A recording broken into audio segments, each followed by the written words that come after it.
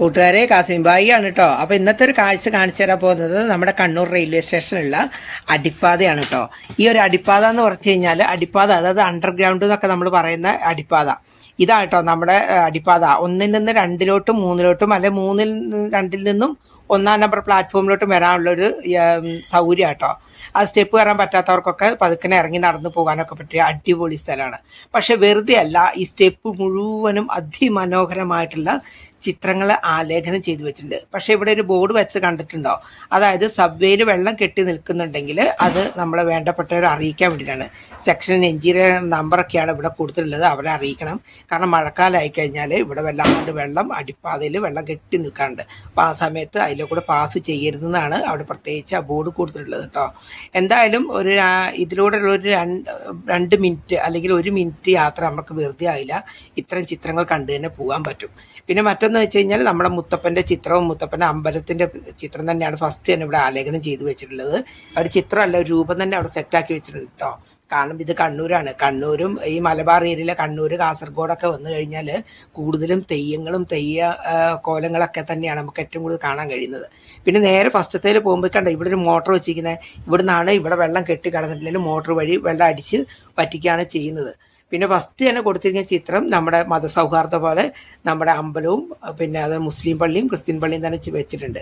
പിന്നെ ബാക്കിയുള്ളത് മൊത്തം നമ്മുടെ നെഹ്റുവിൻ്റെ കാലഘട്ടത്തിലെയും ഗാന്ധിജിയുടെ കാലഘട്ടത്തിലുള്ള ഓർമ്മ പുതുക്കാൻ വേണ്ടിയുള്ള ചിത്രങ്ങളാണ്. പിന്നെ ആ കാലഘട്ടത്തിലും ഈ കാലഘട്ടത്തിലൊക്കെ കണ്ടുവരുന്ന നമ്മുടെ നാടൻ കലാരൂപങ്ങൾ, ഗാന്ധിജിയുടെ ദണ്ഡ് യാത്രയെ കുറിച്ചുള്ള ചിത്രങ്ങൾ, അതുപോലെ തന്നെ ചട്ടമ്പി സ്വാമികളുടെ പിന്നെ ആശ്രമം, അതുപോലെ തന്നെ നമ്മുടെ ശ്രീനാരായണ ഗുരുവിൻ്റെ സമാധി സ്ഥലം എന്ന് വേണ്ട കാര്യങ്ങളൊക്കെ ഇതിനകത്ത് കൊടുത്തിട്ടുണ്ട് കേട്ടോ.